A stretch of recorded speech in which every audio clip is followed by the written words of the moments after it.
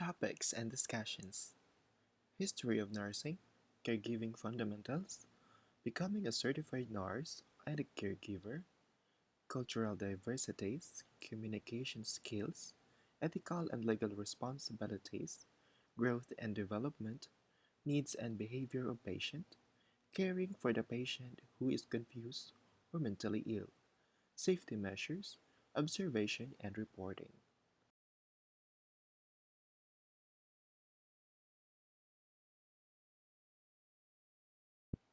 Nursing history.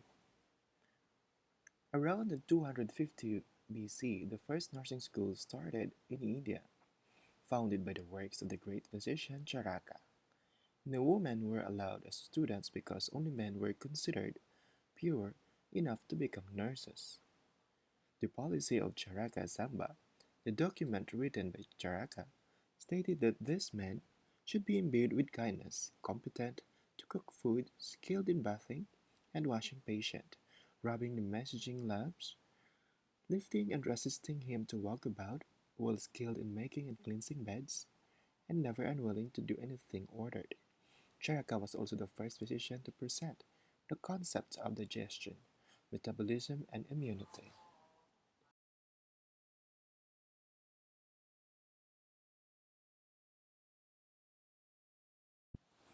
The life of Florence Nightingale.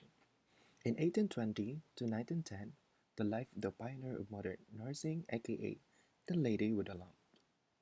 A celebrated English nurse, writer, and statistician, an Anglican, Nightingale believed that God called her to become a nurse. She came to prominence for her pioneering work, nursing during the Crimean War in 1853, where she tended to wounded soldiers. She was dubbed the Lady with a Lump, after her habit of making rounds at night. She was born rich, upper-class, well-connected British family at Villa Columbia. Her parents were William Edward Nightingale and Frances Nightingale in Florence, Italy.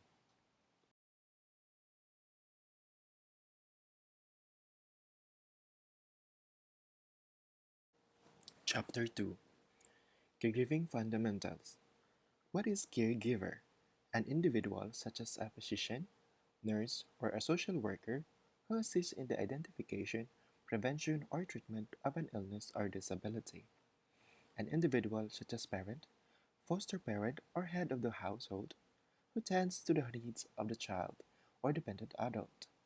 A person who is responsible for attending to the needs of a child or dependent adult. Importance of the caregiver. The caregiver is a very important part of caregiving equation. The success of this equation and continuance of its success are actually dependent on how well the caregiver cares for him or herself. In other words, if the caregiver becomes ill, who will care for the care receiver?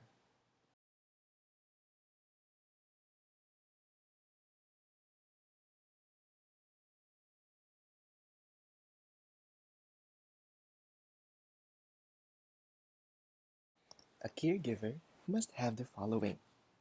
First, information and knowledge. A caregiver should believe, realize, with very clear understanding of their own situation in dealing with any disease, and its stages with an accurate information on the impact of caregiving on caregivers. Number two, skills. Caregivers should have skills how to interact with a person deceased and taking into account in caregiving, how to help the person become remain involved in daily tasks and activities that allow the person to be contented throughout the day, making decisions and navigating family issues that come up while providing care. Number three, outlook or attitude, objectivity, self-confidence, and self-valuing. Number four, dedication, someone who is going to stand by their clients through thick and thin. Number five, compassion, someone who will treat seniors and ills with respect, no matter the situation, and the first quality that makes believe distinguishes the great caregivers.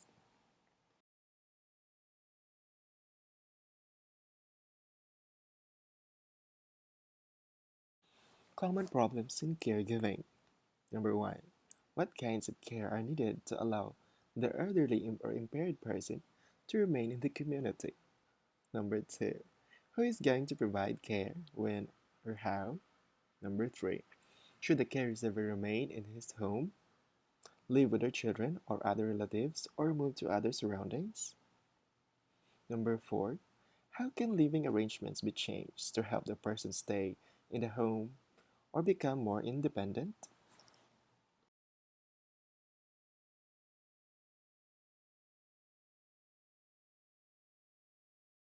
Number 5. If outside services are needed, does the impaired person have the resources to pay for them? How can they be obtained? Number 6. How can care be given the person in need without denying attention to others, a spouse or children for whom the caregiver also has responsibility? Number 7. Do you as a caregiver feel tired or frustrated from caring for an older person?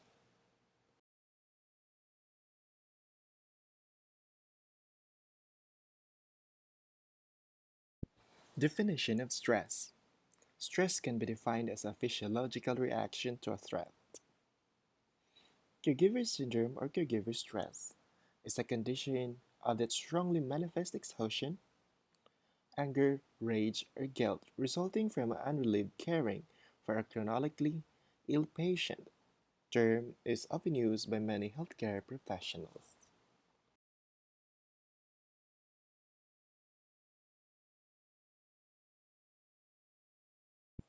Types of stress: emotional stress, environmental stress, financial stress, and social stress.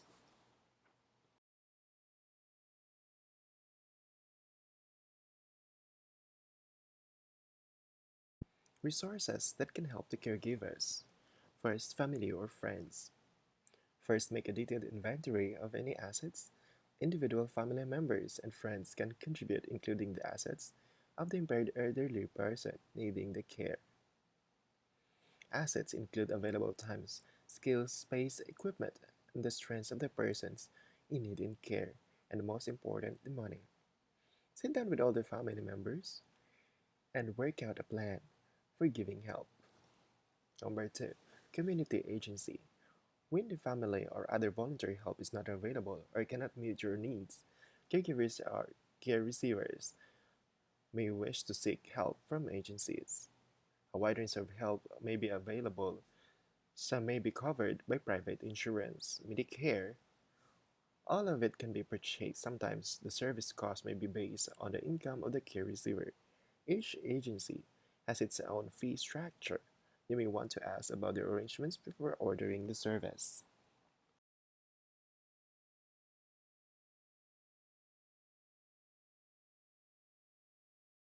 Helping oneself as a caregiver.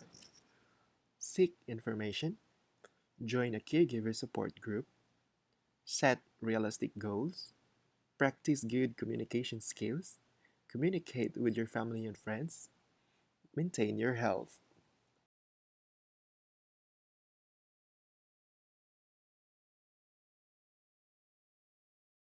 Use respite care services, use community resources. Laughter is the best medicine. Avoid distractive behavior, seek help, build your self esteem, and relaxation exercise.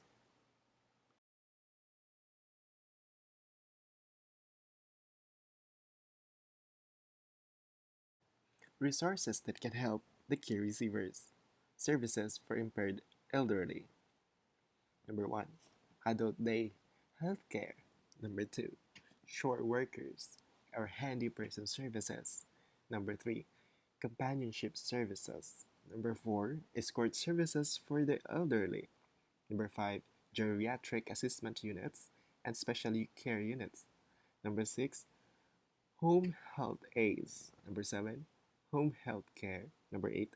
Homemaker services. Number 9. Hospital and surgical supply services. Number 10. Housekeeping services. Number 11. Housing assistance. Number 12. Nutritional programs. Number 13.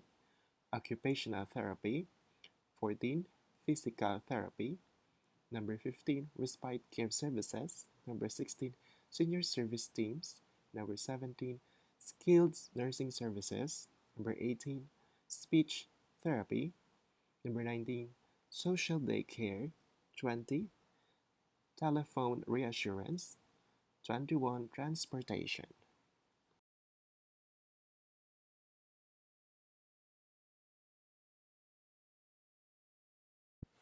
Caregiver Bill of Rights. Number 1. Caregivers have the right to receive sufficient training in caregiving skills along with accurate, understandable information about the condition and needs of the care recipient. Number 2. Caregivers have the right to appreciation and emotional support for their decision to accept the challenge of providing care. Number 3. Caregivers have the right to protect their assets and financial future without severing their relationship with the care receiver. Number 4. Caregivers have the right to respite care during emergencies in an order to care for their own health, spirit, and relationships. Number 5. Caregivers have the right to expect all family members, both men and women, to participate in the care for aging relatives. Number 6. Caregivers have the right to provide care at home as long as physically, financially, and emotionally feasible.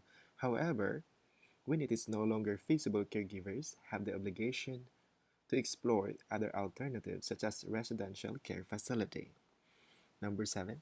Caregivers have the right to temporarily alter their premises as necessary to provide safe and livable housing for care receivers. Number 8. Caregivers have the right to accessible and culturally appropriate services to aid in caring for aging care receivers. Number 9. Caregivers have the right to expect professionals within their area of specialization to recognize the importance of palliative care and to be knowledgeable about concerns and options related to older people and caregivers. Number 10. Caregivers have the right to a sensitive, supportive response by employers in dealing with unexpected or severe care needs.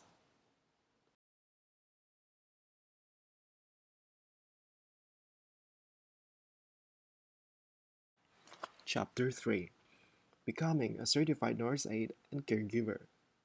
The role of a nurse aide.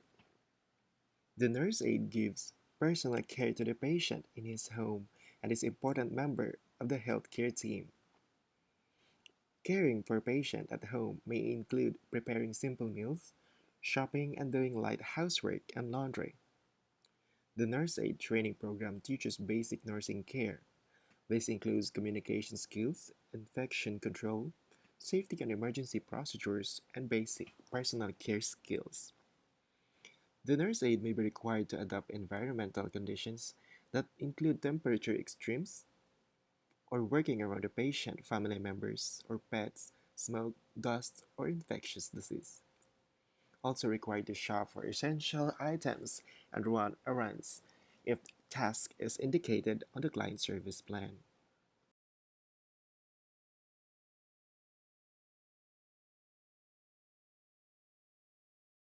Personal qualities of a successful nurse aide has this overwhelming caring feeling towards sick people. Feel satisfaction helping someone do something they cannot do on their own.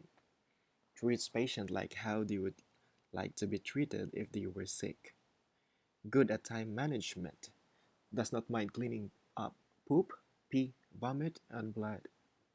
Feels satisfaction after giving a patient a bath, shampoo, shave, and linen change. A good team player. Knows how to be empathic with patients and their families. Does not consider it a job but a passion and has a drive to make their patient's life better. Has a positive and upbeat personality.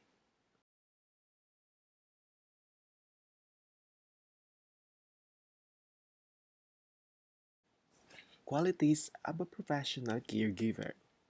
Patient families and coworkers respect employees who behave in professional way.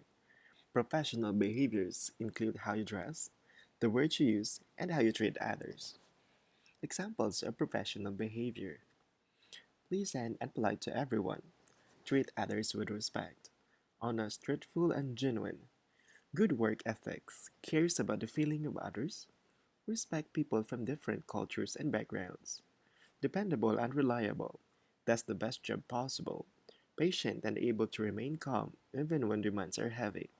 always identifies self by name and wearing name tag or ID badge, follows agency dress code, wears uniform street clothes that are clean and pressed, uses makeup and cologne in moderation, avoids the use of strong scents that can be nauseating to the client, shows respect for the client's home and possessions, calls each patient by their preferred name and explains the care that will be given, encourages the patient to make as many choices about his care as possible, encourage the patient to be as independent in his care as possible, does only the task assigned and that she has been trained to do, listens to the patient and considerates the client's privacy and feelings, provides care in a safe, competent manner, arrives for work on time and knows what expected of a caregiver or nurse aide. It is careful with the use of supplies, calls the agency right away if ill or cannot work according to agency policy, always uses body substance precautions when providing care.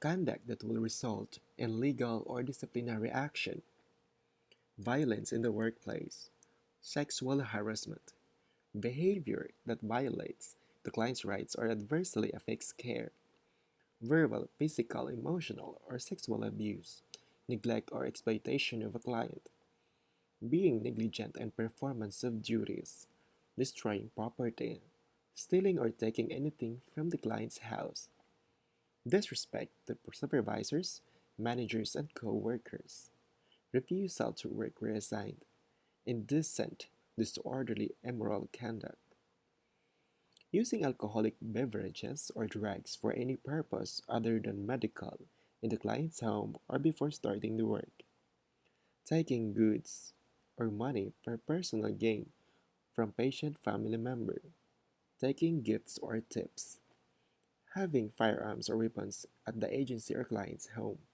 absence from work without notifying supervisor and or agency, smoking in a client's home while on duty, making personal calls on agency or client's phone, breach of the client's privacy and confidentiality of information and records, falsification of timesheet, fraudulent documentation,